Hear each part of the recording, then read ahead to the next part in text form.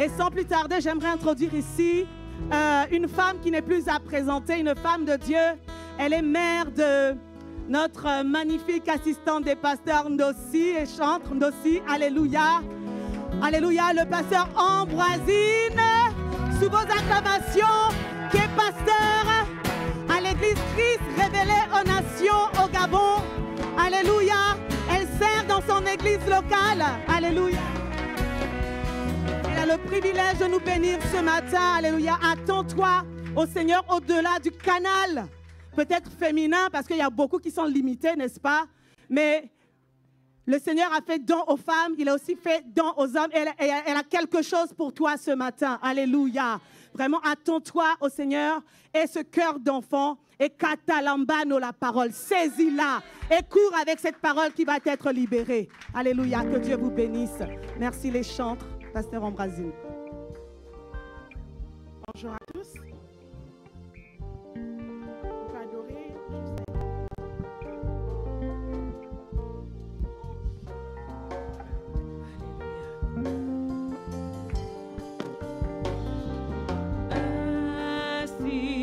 Ouvre ton cœur ce matin. Le Seigneur est assis sur son trône de gloire et il règne. Élevé au-dessus de tout l'univers, tu règnes à jamais. Tu es assis, assis sur ton trône de gloire, tu règnes à jamais. Élevé, élevé au-dessus de tout l'univers. Oui, Seigneur, tu es assis sur ton trône de gloire. Seigneur, assis Seigneur, et tu règnes. Tu règnes sur la terre, tu règnes dans les cieux. Élevé. La Bible déclare, Seigneur, que la terre est ton marchepied. Au-dessus de tout l'univers, tu règnes à jamais.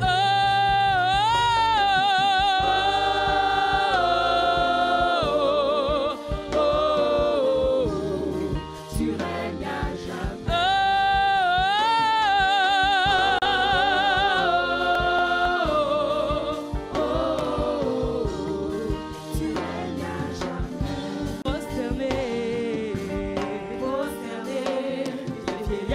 Leur couronne et t'adore.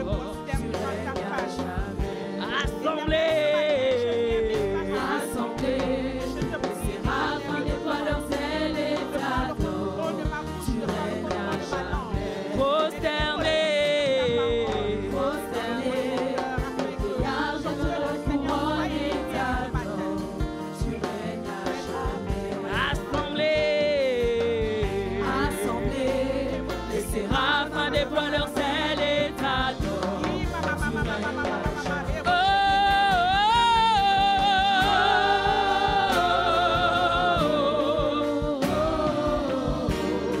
Tu règnes à jamais.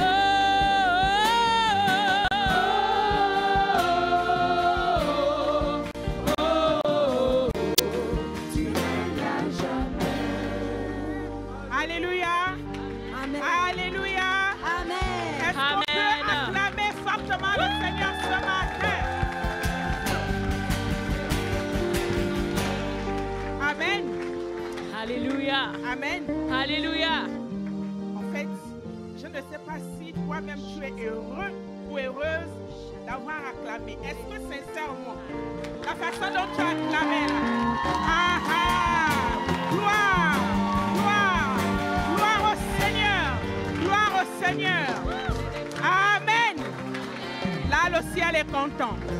Le ciel est content de toi. Amen. Prenez place, je vous en supplie. Merci les chants, vous êtes formidables. Alléluia. Heureuse de vous retrouver ce matin. Amen. Il y a quelqu'un que j'aimerais honorer ce matin. C'est sûr qu'il ne nous suit pas, mais il aura l'occasion de nous voir. Je voudrais que le peuple de Dieu m'aide à dire merci au Seigneur pour la vie de cet homme, pour la vie de ce visionnaire. J'ai cité l'apôtre Alain Patrick Tsenge. Si on peut acclamer le Seigneur pour sa vie, si on peut acclamer le Seigneur pour son ministère. Amen.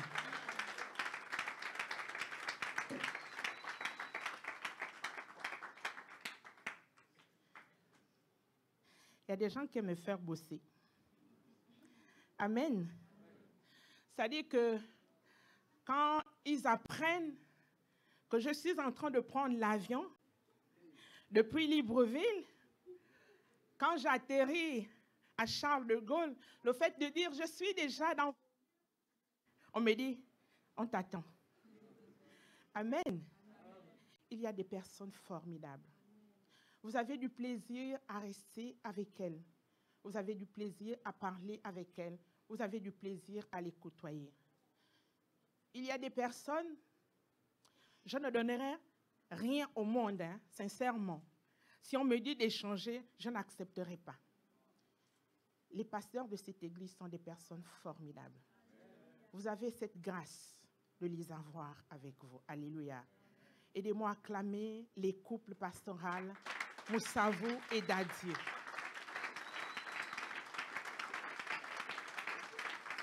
Ce sont des personnes merveilleuses.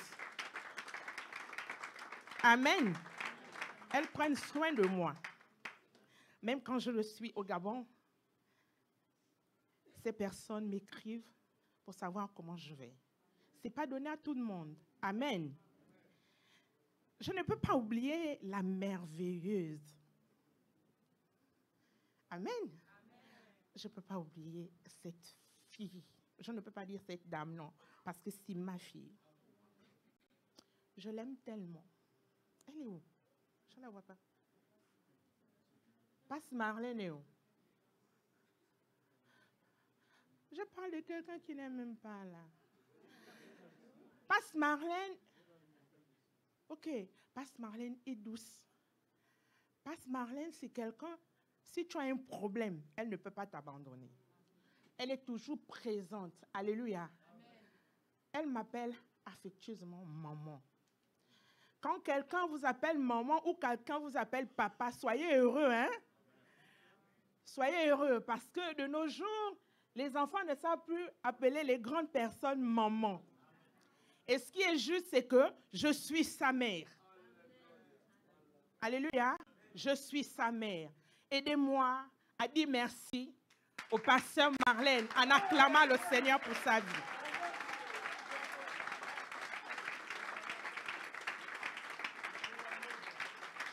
Ah, elle est là. Merci, ma fille. Amen. La première fois quand je suis arrivée à Rennes, c'est quelqu'un qui est venu me chercher à la maison. Et quand je l'ai vu, j'ai dit à ma fille, oh, c'est un blanc qui vient me chercher. Elle a ri et me dit, maman, mais pourquoi tu es comme ça? Je voudrais dire merci. Ce n'est pas l'ancien, on l'appelle, non. Le diacre. Est-ce qu'on peut acclamer pour le diacre? Est-ce qu'on peut acclamer pour tonton Ernest? Est-ce qu'on peut acclamer pour le protocole? Est-ce qu'on peut acclamer pour les chantres? Est-ce qu'on peut acclamer pour toute personne qui joue un rôle dans cette maison? Est-ce qu'on peut acclamer pour ceux-là qui ont quitté leur maison pour venir écouter la parole de Dieu ce matin? Alléluia. Je ne peux pas serrer la main à tout le monde, mais aide-moi à dire bonjour à la personne qui est à tes côtés. Elle te dit bonjour. Voilà. Elle te dit bonjour. Et reçois mon bonjour. Alléluia. Nous sommes dans le mois des grands exploits. Et je crois que ça va être le dernier dimanche. Amen.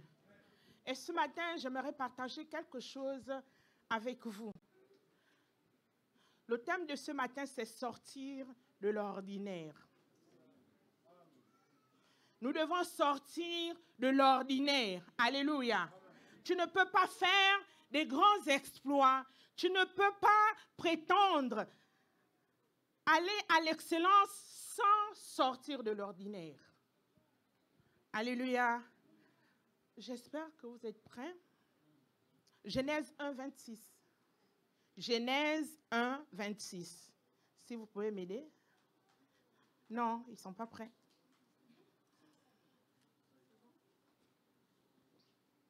Genèse 1, 26. Puis Dieu dit, faisons l'homme à notre image, selon notre ressemblance, et qu'il domine sur les poissons de la mer, sur les oiseaux du ciel, sur le bétail, sur toute la terre, et sur tous les reptiles qui rampent sur la terre. Dieu dit, faisons l'homme à notre image, et qu'il domine. Faisons l'homme à notre image, à notre ressemblance, et qu'il domine. Il faut retenir une chose, que tu ne peux pas faire des exploits si tu ne domines pas. Dominer ici, ce n'est pas que tu te mets sur la tête de quelqu'un et puis tu connes. Non. Dominer, essayer de comprendre qu'il s'agit de prendre contrôle. Tu ne peux pas dominer si tu ne prends pas le contrôle. Tu ne peux pas dominer si tu ne sais pas exactement là où tu es. Alléluia. Ce verset, c'est vrai qu'il nous parle de la création, mais c'est là où toi, tu as été créé. Quand Dieu a créé Adam et Ève, tu vas me dire, je n'étais pas là. Mais je te dis qu'il s'agit de toi. Tu as été créé à l'image et à la ressemblance de Dieu. Ce verset te parle. Dieu te dit qu'il faut que tu domines. Si tu ne domines pas, tu ne pourras pas faire des exploits. Alléluia.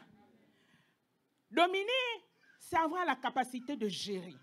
Dieu t'a donné la capacité de gérer. Dieu t'a donné la capacité de transformer. Parce que quand Dieu crée Adam et Ève, il les place où? Dans le jardin. Et il leur dit, cultivez, dominez. Donc, il leur demande de prendre le contrôle, de transformer, de créer également. Dieu a créé, mais il dépose Adam, il place Adam et Ève dans le jardin et il leur dit dominer. Donc, il leur donne à eux aussi la capacité de créer. Donc, en toi, il y a la capacité de créer, de transformer. Amen. Est-ce qu'on peut acclamer le Seigneur?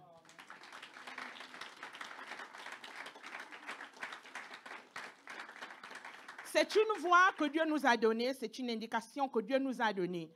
Ce qu'il a dit à Adam te concerne également. Ce n'est pas du passé. La Bible est toujours d'actualité. Ne te dis pas que ce qui s'est passé à la Bible, ce qui s'est passé dans la Bible, ces personnages-là sont morts, donc ça ne me regarde pas. Non, c'est notre livre de référence. On n'a pas d'autre livre de référence que la Bible. Les gens peuvent écrire. Tu peux avoir une inspiration, tu écris, mais tu dois toujours te référer à la Bible. Parce que tout ce qui est dit dans la Bible te concerne. Ça nous concerne tous autant que nous sommes. Donc Dieu demande à Adam d'avoir le contrôle sur son environnement pour pouvoir faire des exploits. Oui, à un moment donné, ils sont rentrés dans la distraction. Mais on n'est pas là pour parler de la distraction. On est là pour parler du pouvoir. On est en train de parler de la puissance que Dieu confère à ses enfants. Lorsqu'il te plante quelque part, en fait, il te donne cet endroit comme héritage. Alléluia. Comment peux-tu contrôler, dominer, transformer ou encore créer si tu ne sors pas de l'ordinaire? L'ordinaire, ce sont les habitudes. Alléluia. Les habitudes, les mauvaises habitudes. L'ordinaire, c'est le train-train de tous les jours. L'ordinaire, c'est tout ce qui est ordinaire, c'est ce qui est commun, ce qui est habituel. Il faut sortir. Des choses qui ne font pas la différence. Dieu veut que tu fasses la différence dans l'environnement où tu te trouves. Il t'a planté quelque part, mais tu ne dois pas faire comme tout le monde. Tu ne dois pas voir les choses comme tout le monde parce que toi, tu n'es pas tout le monde. Tu es unique. Tu es créé à l'image de Dieu. Les autres ne comprennent pas. Ceux qui sont dans le monde ne peuvent pas comprendre ça. Mais il faut que ce matin, tu retiennes cela. Que toi, tu n'es pas tout le monde. Tu ne dois pas faire ce que tout le monde fait. Tu ne dois pas voir comme tout le monde voit. Tu ne dois pas parler comme tout le monde parle. Ton langage doit être différent de celui des autres. Ta vue doit être différente de celle des autres. Ta façon de marcher doit être différente de celle des autres. Pourquoi? Parce que Dieu t'a commandé de dominer. On doit dominer. Pour dominer, il faut sortir. Il faut quitter tout ce qui est habituel. Il faut sortir tout ce qui est ordinaire. Alléluia. Genèse 26, du verset 1 à 6. On va nous parler de quelqu'un. Isaac. La Bible dit, il y eut une famine dans le pays, outre la première famine qui eut lieu du temps d'Abraham, et Isaac alla vers Abimelech, roi des Philistins, à Guérar. L'Éternel lui apparut et dit, ne descends pas en Égypte, demeure dans le pays que je te dirai. Séjourne dans ce pays-ci, je serai avec toi et je te bénirai, car je donnerai toutes ces contrées à toi et à ta postérité, et je tiendrai le serment que j'ai fait à Abraham ton père. Je multiplierai ta prospérité comme les étoiles du ciel. Je donnerai à ta postérité toutes ces contrées et toutes les nations de la terre seront bénies en ta postérité. Parce qu'Abraham a obéi à ma voix et qu'il a observé mes ordres, mes commandements, mes statuts et mes lois. Et Isaac resta à Guérar. Isaac resta à Guérar. À Guérar, il y avait la famine. Alléluia. À Guérar, il y avait la famine. C'est quoi la famine? On parle de famine lorsque dans une région bien donnée, il y a des problèmes nutritionnels, il y a des problèmes alimentaires. Les gens ne mangent pas. Les gens sont exposés à la mort. Parce que quand on ne mange pas, on est exposé à la mort. Il y a la menace. Mais c'est à cet endroit que Dieu envoie le fils d'Abraham. C'est à cet endroit que Dieu demande à Isaac de demeurer malgré la famine. La Bible ne nous dit pas que Isaac a dit, mais Seigneur, pourquoi tu fais ça? La Bible nous dit, Isaac resta à Guérar. Isaac n'a pas été influencé par la famine. Isaac n'a pas été influencé par son environnement. Isaac est resté parce que Dieu l'avait planté là. Isaac avait confiance au Dieu de son père. De toute façon, Dieu le lui rappelle. Il dit, je serai avec toi comme j'ai été avec ton père Abraham, mon serviteur, qui a marché sur toutes mes voies. Maintenant, toi, lorsque tu es quelque part, même s'il y a la disette, même s'il y a la souffrance, même si le chef est méchant, même si, est-ce que tu penses au Dieu de ton père? Est-ce que tu réalises que Alain Patrick Tsenge a tellement souffert, il a payé? C'est ce Dieu que je suis tous les jours. Alors si Dieu, son Dieu me demande de rester là, de me planter là, je dois résister. Quelles que soient les circonstances. C'est ta résistance qui fera que tu puisses faire des exploits. Alléluia. Alléluia. Il n'a pas bronché. De toute façon, c'est un gars soumis, hein? C'est un gars poli, un gars respectueux. Parce qu'à son âge-là, vous savez, vous connaissez tous l'histoire où son père l'amène, l'attache, c'est lui-même qui porte le bois, il veut l'attacher. Mais le gars, il pose juste une question à son père, mais papa, où est l'offrande? Le père dit, Dieu lui-même se pourvoira. Il ne parle pas. Le gars est un gars respectueux. Bon, je ne sais pas si toi, quand on te donne des ordres, quand on te dit quelque chose, comment tu prends ça, hein? Comment tu prends ça? Il n'a pas boudé. Isaac resta à Guérar. S'il vous plaît, faites-moi passer les versets 12 à 22.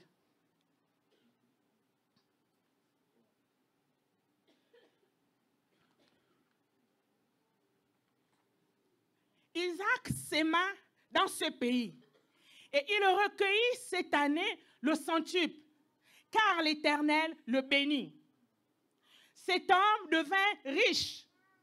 Non, ça m'a bouleversé.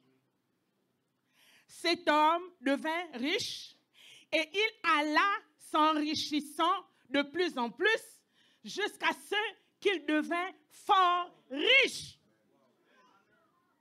Là où il y a la famine, là où les habitants du lieu sont menacés de mort, mais c'est là où Isaac fait des exploits. Il n'est pas influencé par l'environnement. Quand tu sais qui tu es, quand tu connais ta position, Dieu te dit, je t'ai créé à mon image et à ma ressemblance et je te donne le pouvoir, la capacité de transformer, de créer. Tu es obligé de faire des exploits. Isaac connaissait son identité. Moi, je ne sais pas. Je te pose la question ce matin, est-ce que tu connais ton identité? Est-ce que tu sais qui tu es réellement? Est-ce que tu sais de qui tu es fils? Est-ce que tu sais de qui tu es fille? Est-ce que quand la parole est proclamée sur cette estrade, est-ce que tu prends la peine de la comprendre, de la manger, de la boire, de digérer? Parce que si tu comprends ce qui est dit, si tu comprends ce qui est fait, tu n'auras pas peur des circonstances. Je suis venue te dire ce matin que tu es condamné à faire des exploits. Mais il faut que tu prennes conscience de ton identité. De l'identité de quelqu'un qui est condamné à dominer. Tu dois dominer sur les circonstances. Tu dois dominer sur tout ce que tu vois. Quelqu'un qui est appelé à faire des exploits ne veut pas dire que tu ne vas pas rencontrer des problèmes en chemin. Alléluia. Ça, c'est pas dit. C'est pas écrit. Il y a toujours des difficultés. Mais Dieu t'a donné la capacité de braver ces difficultés. Dieu t'a donné la capacité de foncer, même quand tu ne vois rien, même quand il y a le nuage, tu fonces. Pourquoi? Parce que c'est Dieu qui t'a placé là. Tu n'es pas... Sincèrement, entre nous, ta présence ici n'est pas fortuite. Il y a plusieurs églises. Il y a plusieurs endroits où on prie le Dieu véritable. Mais pourquoi il t'a amené ici? Est-ce que tu t'es déjà posé la question un jour? Parce que Dieu voulait que tu sois là. S'il voulait te voir ailleurs, il t'aurait amené ailleurs. S'il voulait que tu chantes, ou que tu joues de la musique, ou que tu balais, ou que tu fasses le protocole, ou que tu sois, même homme de Dieu, il aurait pu t'amener ailleurs. Mais pourquoi il a choisi ACR? Parce que c'est ici qu'il veut que tu fasses des exploits. C'est ici qu'il veut te voir évoluer. Alléluia. Acclamons le Seigneur.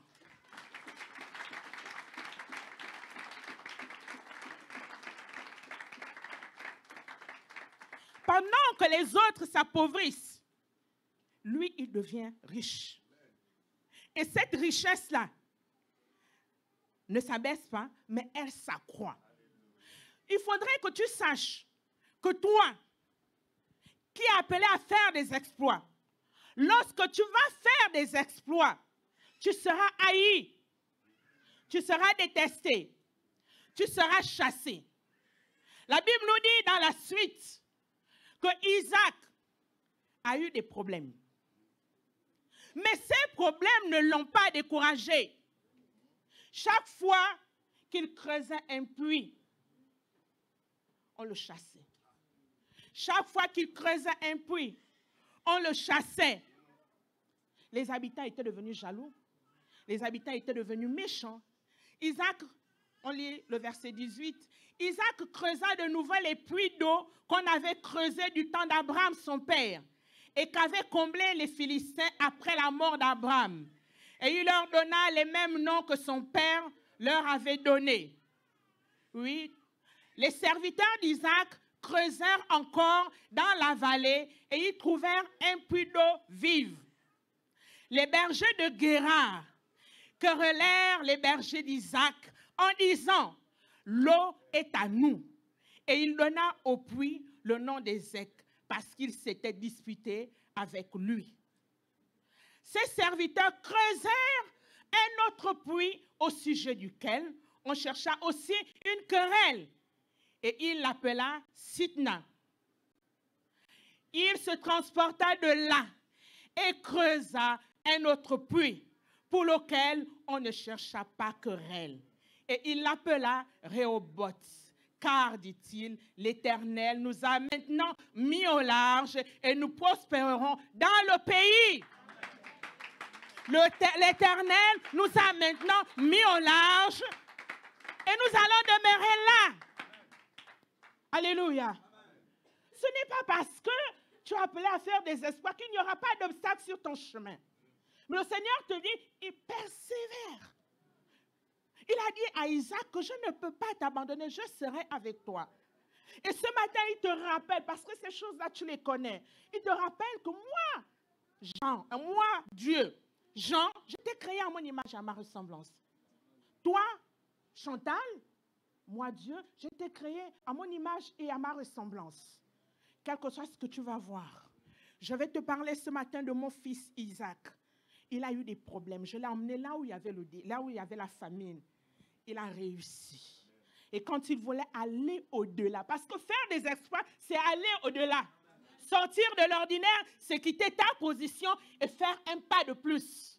Tu fais un pas, ça ne marche pas. Il a creusé, ça n'a pas marché. On lui a arraché.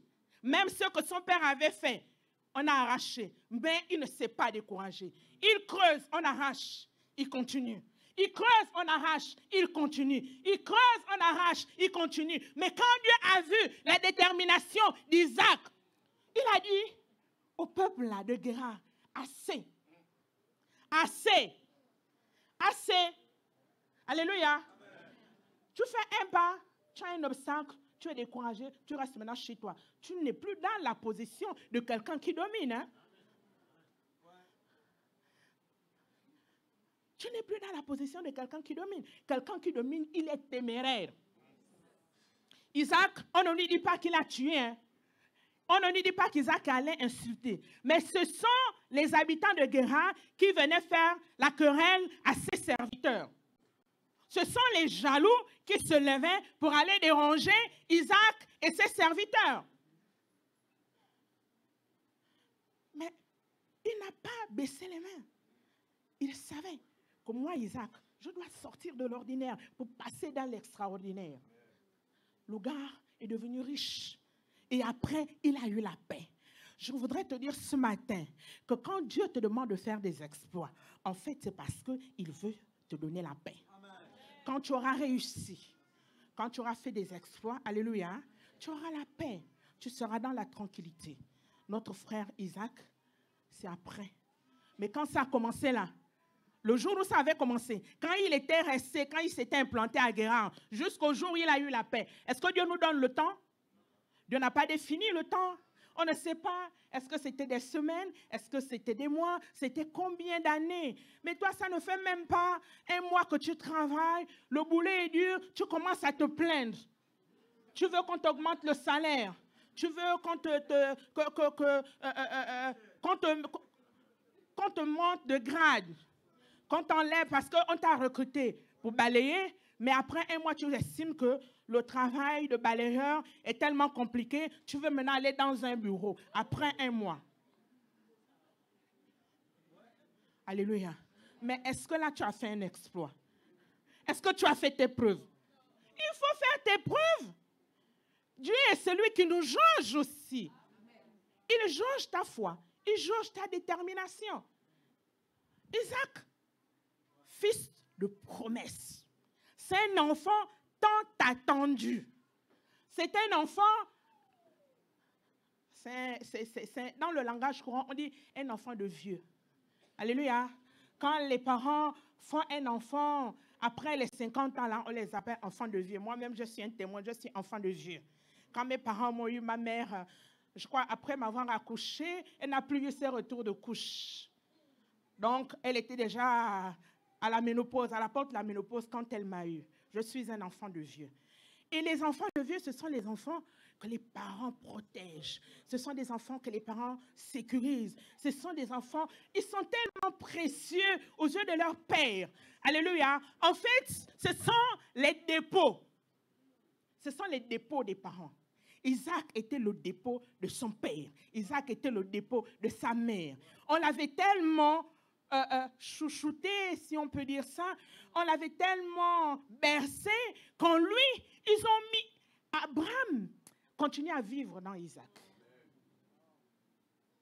Tout ce qu'il avait de meilleur, il l'a transféré à son fils.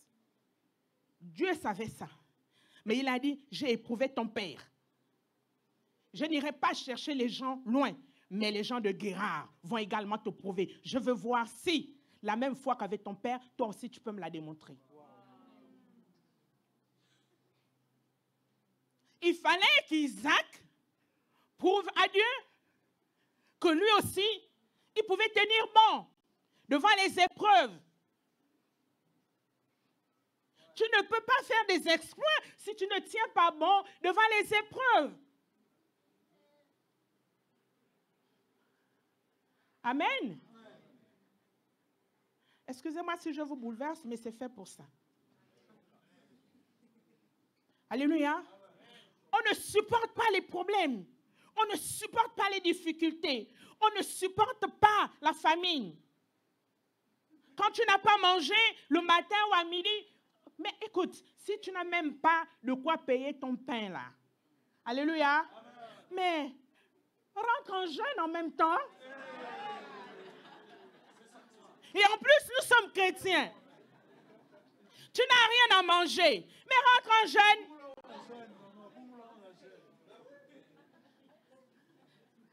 C'est une difficulté.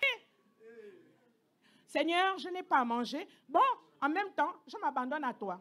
Et tu commences à prier, Seigneur, bon, tu voulais que je jeûne. Dis-lui ça. Tu voulais que je jeûne. Ok, je jeûne. Je vous assure, frères, sœurs, 3 jours ne passeront pas que maman Françoise, pasteur Françoise, va t'appeler fils, fille, j'ai fait les gâteaux, viens chercher, tu es où?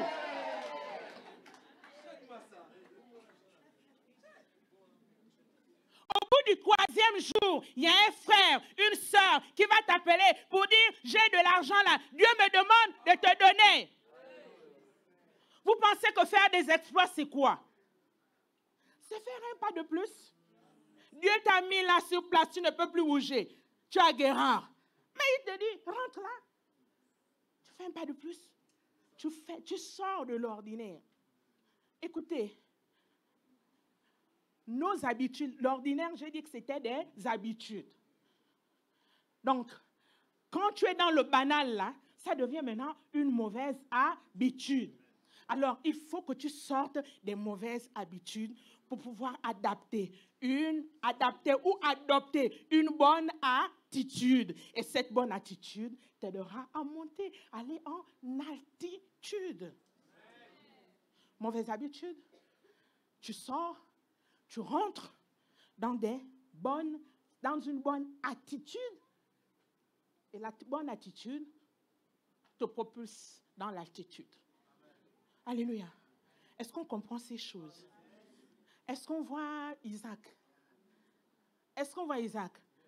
Vous allez me dire certainement que bon, mais Isaac, oui, mais Isaac, lui, il était privilégié. Mais je souhaite te dire que ne cède pas au découragement. Et la Bible nous parle, Luc 19, 1 à 6.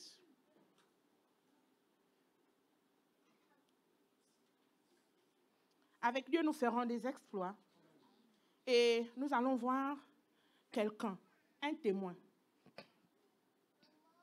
Jésus, étant entré dans Jéricho, traversait la ville.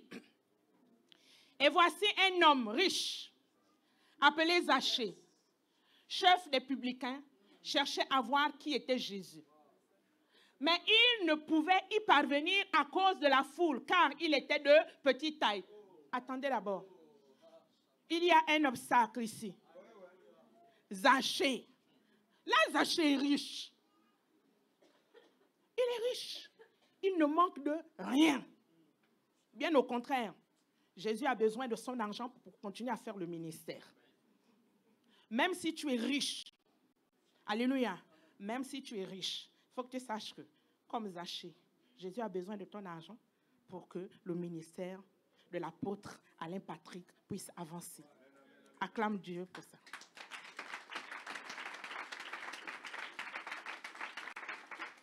La Bible dit, mais il ne pouvait y parvenir à cause de la foule, car il était de petite taille. Verset 4. Il courut en avant et monta sur un sycomore pour le voir, parce qu'il devait passer par là. Lorsque Jésus fut arrivé à cet endroit, il leva les yeux et lui dit, Zachée, à toi de descendre, car il faut que je demeure aujourd'hui dans ta maison. Zachée se hâta de descendre et le reçut avec joie. Est-ce qu'on peut acclamer la parole de Dieu?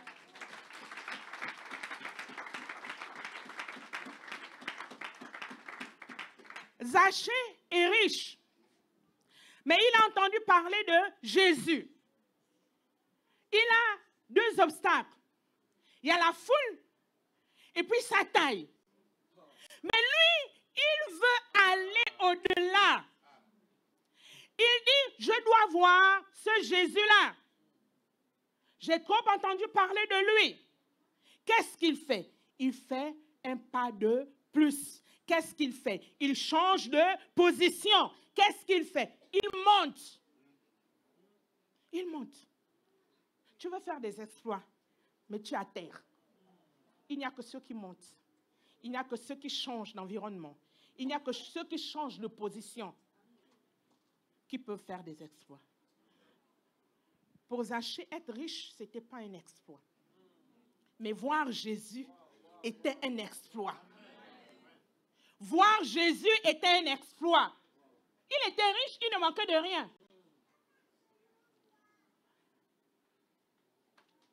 Est-ce que la Bible nous dit que c'est lui qui a invité Jésus? Il n'a pas invité Jésus. Lui, son problème, c'était de voir. Il a entendu parler de Jésus, mais il veut le voir. Mais sauf que c'est difficile, c'est compliqué. Mais il fait un exploit. Ils étaient tous là, mais lui, il était le plus ingénieux. Quand tu veux faire des exploits, pour faire des exploits, il faut être ingénieux. Il faut dominer. Il a pris la position qui domine. Ou bien, il est monté. Il a surplombé tout le monde. Il était au-dessus de tout le monde. Mais quand il est allé sur le sycomore, au-dessus de tout le monde, Jésus était obligé de le voir. Jésus était obligé de le voir. Jésus a dit, voilà, c'est un homme comme ça que moi je cherche. Celui qui fournit des efforts.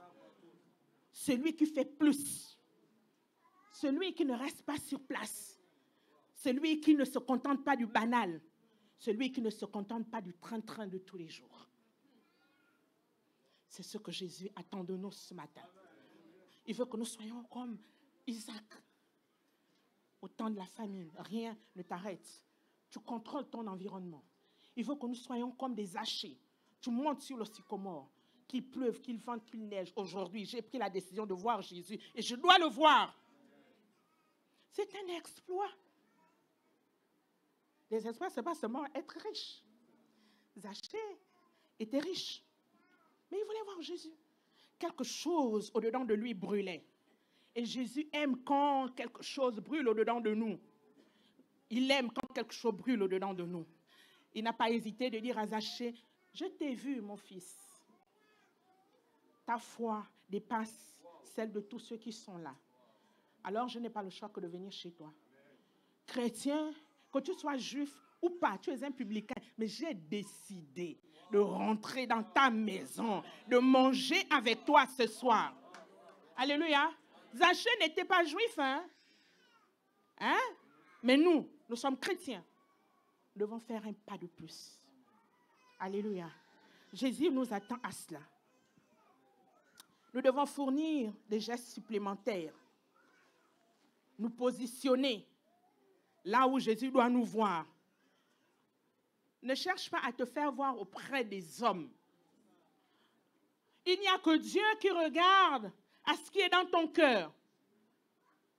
La Bible dit que Dieu regarde au cœur. Les hommes regardent à ce qui brille. Mais tout ce qui brille n'est pas or. Alléluia. tout ce qui brille n'est pas or.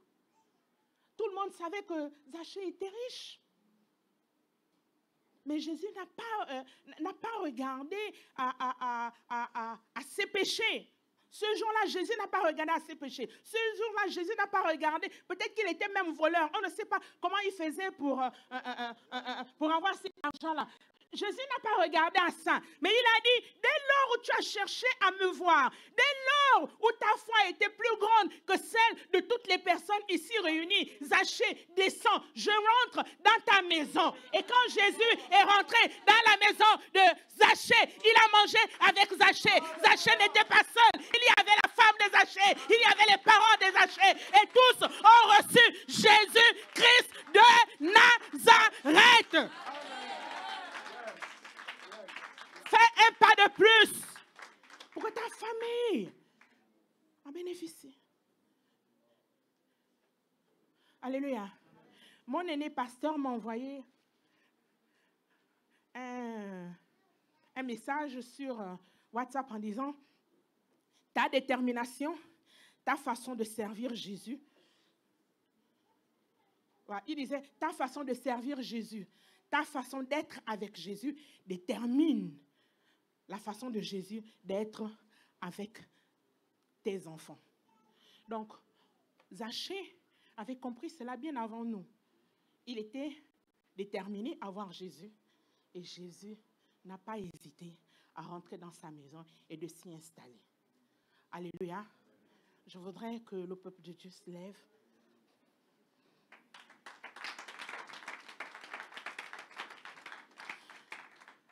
Vous répondez juste Amen, Alléluia. Ce matin, je déclare que tu domines. Amen. Tu sors de l'ombre et les exploits t'exposent à la lumière du monde. Amen. Aujourd'hui, Dieu te révèle. Amen. Aujourd'hui, Dieu te révèle. Amen.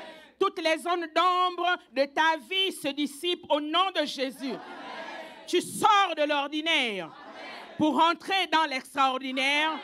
Au nom de Jésus. Au nom de Jésus. Que Dieu bénisse ta parole.